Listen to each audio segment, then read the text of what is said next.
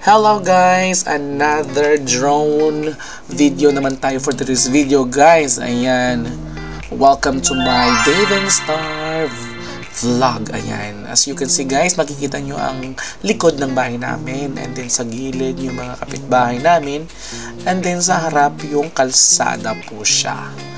Ayan. Then sa kabila naman is yung dating elementary school siya guys.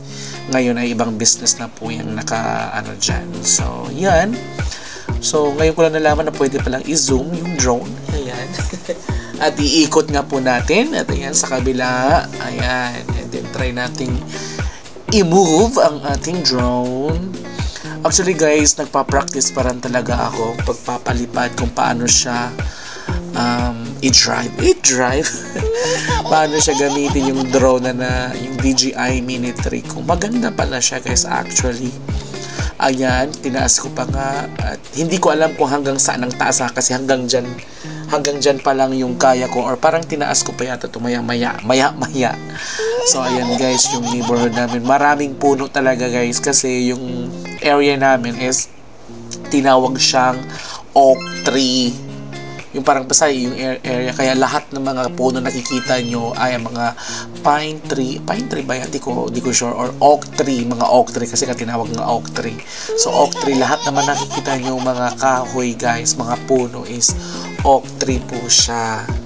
So ayan guys, makikita nyo na ang ganda. It's tawag nito mga 5 or 6 yata yan ng hapon kinunan ko kasi may araw pa yan pa, actually paggabi na yan.